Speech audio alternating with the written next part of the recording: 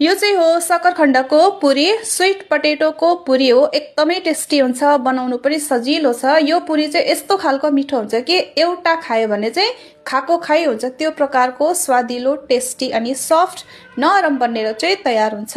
बनाउनु पनि एकदमै सजिलो छ। यसको लागि चाहिँ मैले यहाँनिर मिडियम साइजको एउटा सकरखण्ड लिएको छु। अब यसलाई धोएर सफा गरेर चाहिँ मैले कुकरमा हालेँ र यसलाई चाहिँ 20बाट काटेर मैले हालेको छु। र अब चाहिँ ढकनी लगाएर मैले यसलाई सिटी लगाएर चाहिँ पकाएको छिटो होस् भनेर। बिहान त्यसै पनि अलिक हतार हतार हुन्छ, त्यही भएर चाहिँ।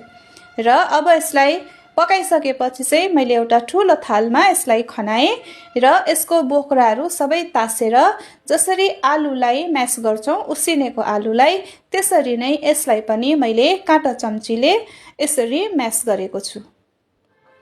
अब चाहिँ यो सबै म्यास भइसकेको छ र अब यसमा मैले सानो चम्चीको 1 चम्ची चिनी हालेँ।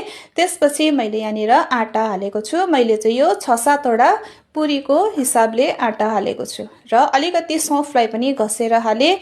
त्यसपछि नुन। अब यसलाई चाहिँ पानी नहालिकन मुस्नुपर्छ। गिलो गिलो भयो भने चाहिँ अलिकति आटा थप्दै यसलाई चाहिँ ठिक्कको जुन हामी रोटी पराठाहरू बनाउँदा आटा मुस्छौँ त्यही प्रकारको डो तयार हुन्छ यो प्रकारले। अब चाहिँ यसलाई पुरीको साइजको डल्ला लिएर मैले बेलेको छु।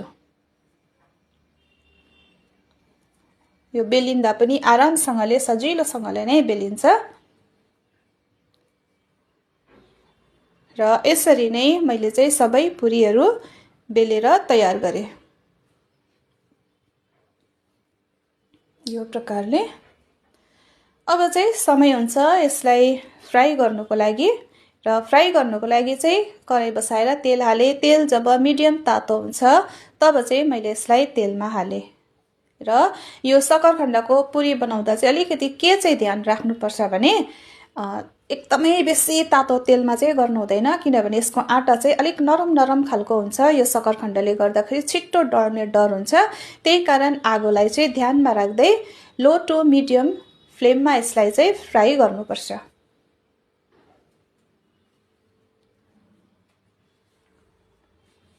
यसरी नै सकरखण्डको चाहिँ मिठो पुरी, एकदमै टेस्टी पुरी पनि तयार भयो। हामीले चाहिँ बिहान खाएको थियौँ। अनि यो पुरी खानुको लागि चाहिँ कुनै सब्जी चटनी चाहिँदैन, यो चाहिँ यति साह्रो टेस्टी हुन्छ।